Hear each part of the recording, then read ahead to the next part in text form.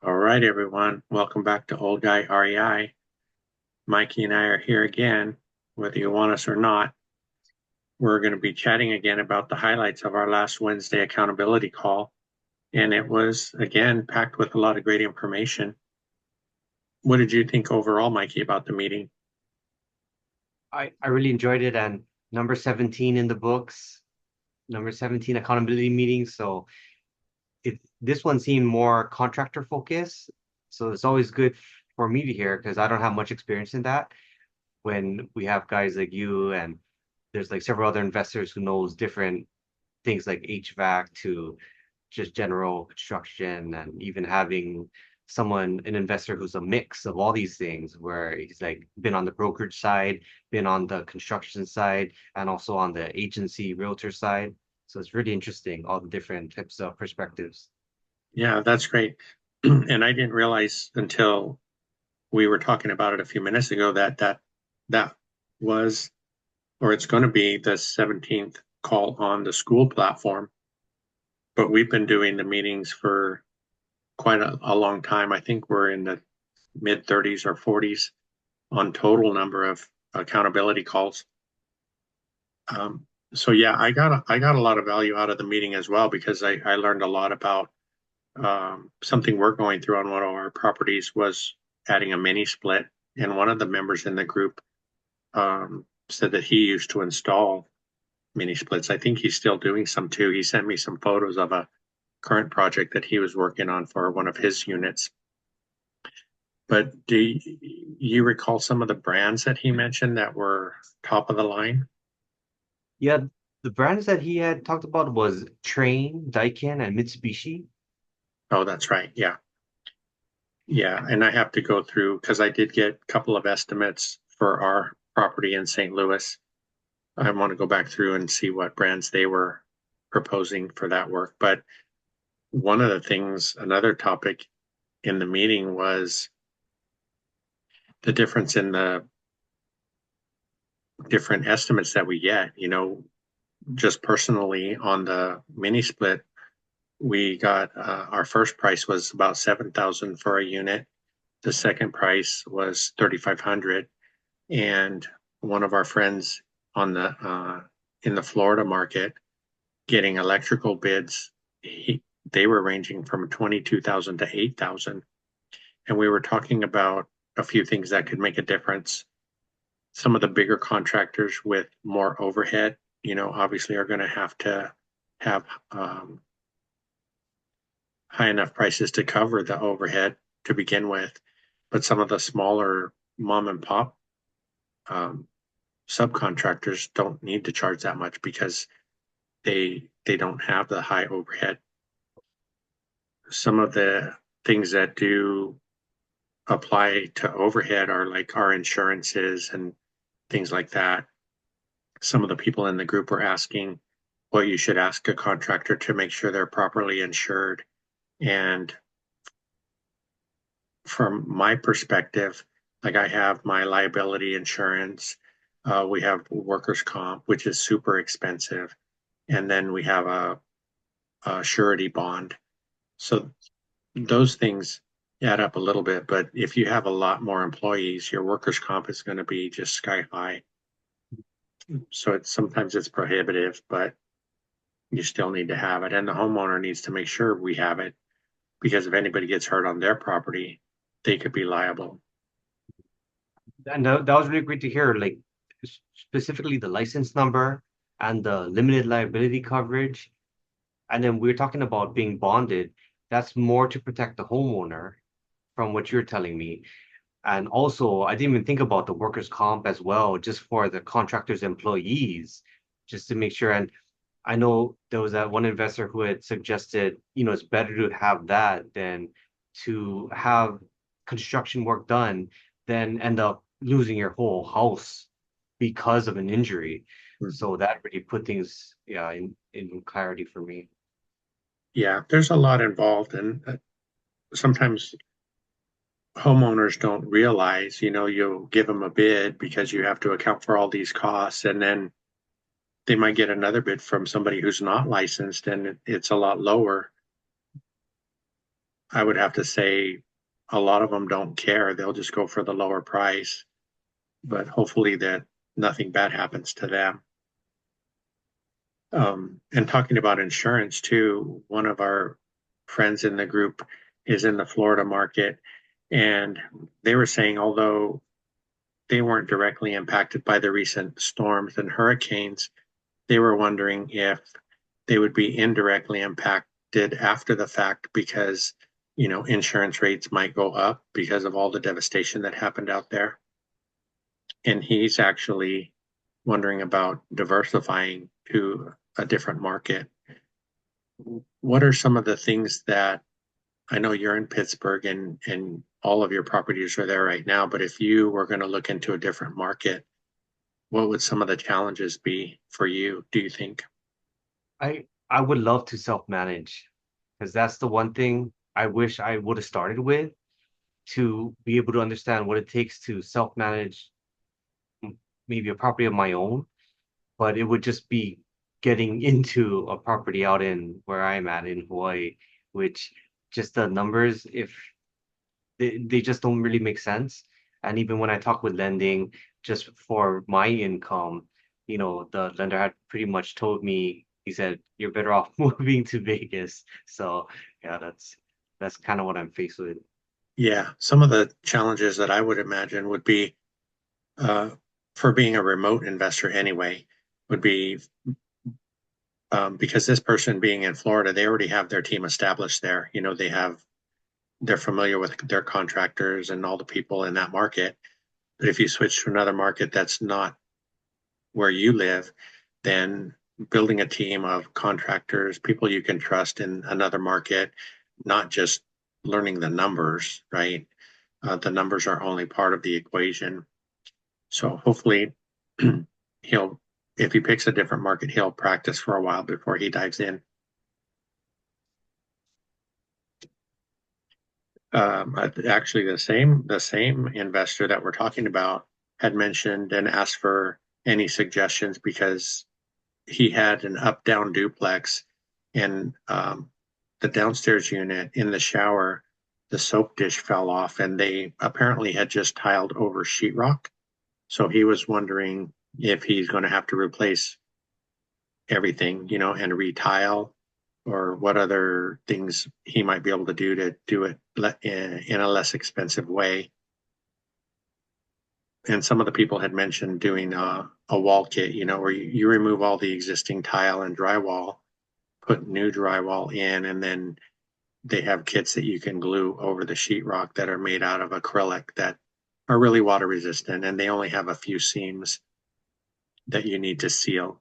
So that was probably less than half the cost of actually retiling the space. Do you know kind of in general how much maybe an estimate would be for work like that?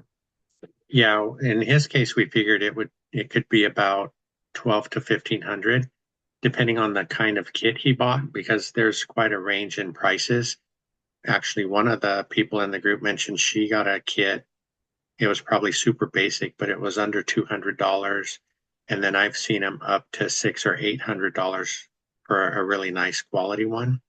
And then the labor to do that could be 600 to 1,000, depending um, on the cost of those materials and the labor.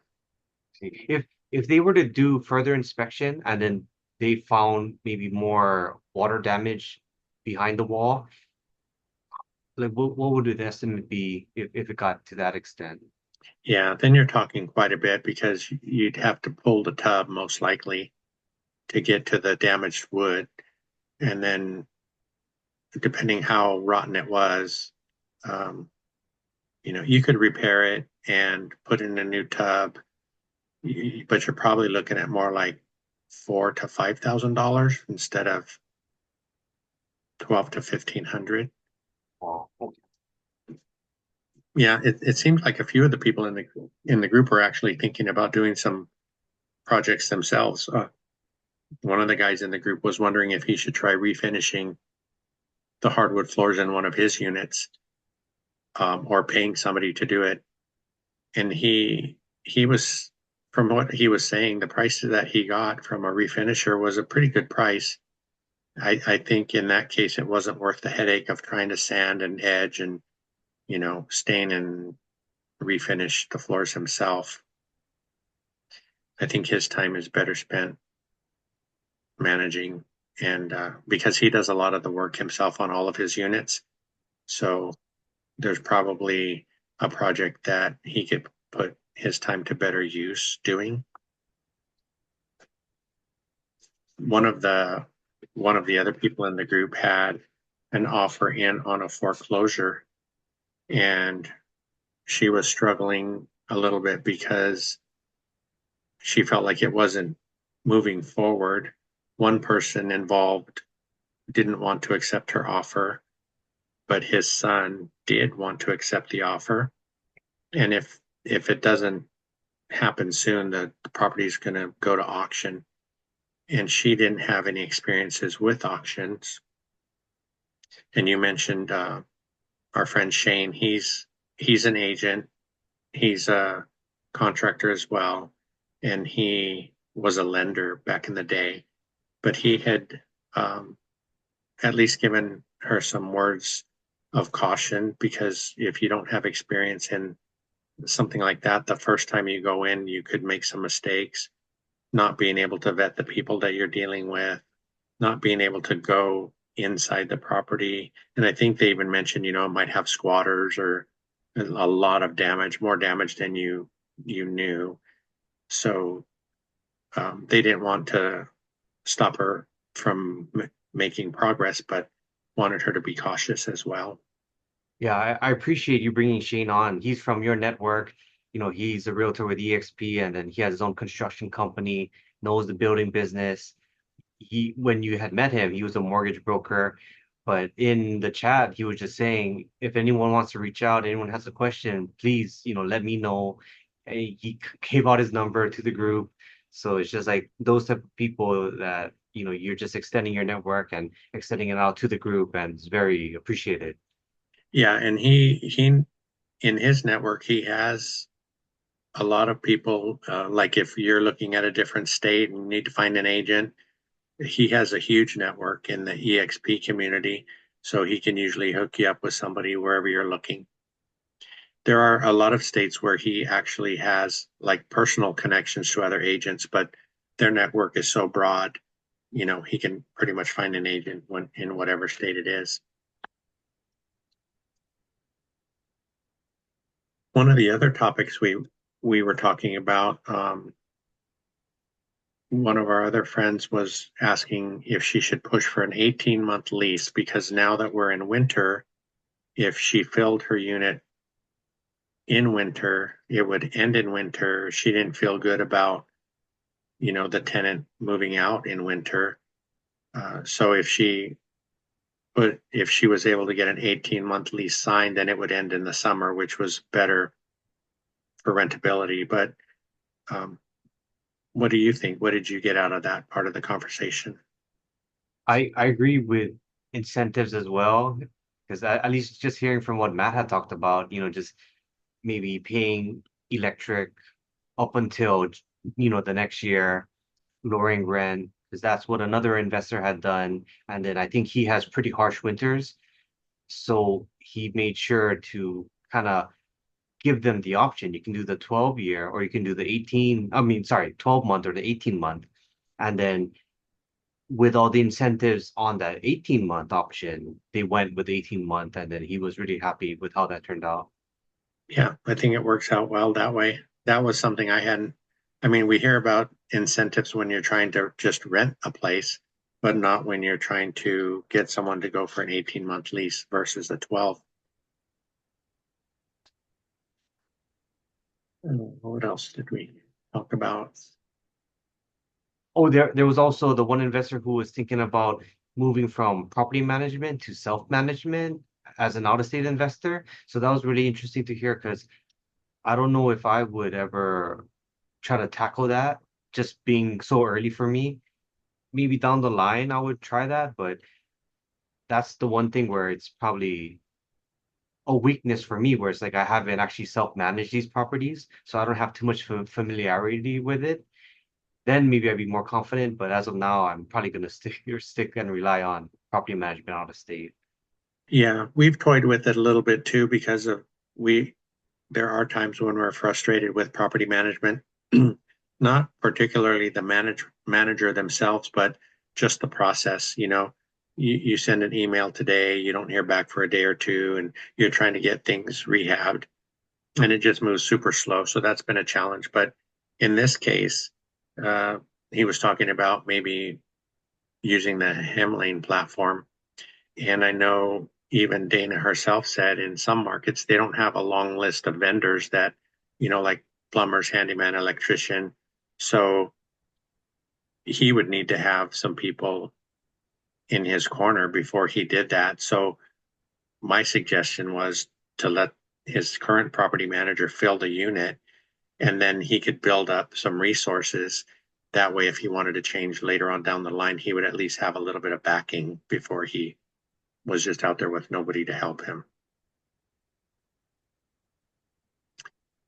And like you mentioned, there was a lot of contractor talk that night with things like buying materials and uh, how sometimes homeowners don't take into account what a contractor really has to do to like go pick up materials, depending where they're where they're sourcing the materials from.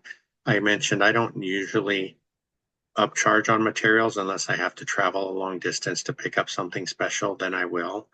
Um, we also talked about the fact that we're uncomfortable with places like Home Depot. Sometimes we'll put in a lumber order. I don't anymore, but in the past, just say you need 100 2x4s, and the guys there don't care what the 2x4s look like. So you end up with half of them that are crooked and unusable, and you got to return them to the store anyway. So if I'm getting stuff from Home Depot, I'll go pick it out myself if it's lumber. If I buy anything off the shelf, and I relearned this lesson recently that you should always open the package if possible and make sure somebody didn't return it. It's missing parts or it's damaged. Um, I showed the electrical panel that I put into our garage the other day, and when I opened it, somebody had dropped it, so the cover is bent. So just things like that. Um, and I usually do check it, but I didn't that day for some reason, and it caught me. I want to ask, when you say you want to get 100 2x4s, and then you got the Home Depot and the specialized lumber yard, even though the lumber yard may be more expensive, is it worth it to go with them for the better quality, or you rather stick with Home Depot, pick it out yourselves, and end up paying a cheaper cost? Yeah, nowadays that's what I do. We have a local lumber yard. If I'm getting lumber, and a lot of times I'll just go there because it's a lot quicker to get in and out of there than it is from Home Depot. And you've seen some of my videos. I'm at Home Depot at 6 o'clock waiting for them to open, and I'm usually out by 6:30 before the other contractors get there. And one of the other contractors in the group mentioned sometimes he'll order stuff at Home Depot and they still do curbside pickup. So they'll bring his parts out to him and then he's off. So he doesn't even have to go in the store. So that was a good tip.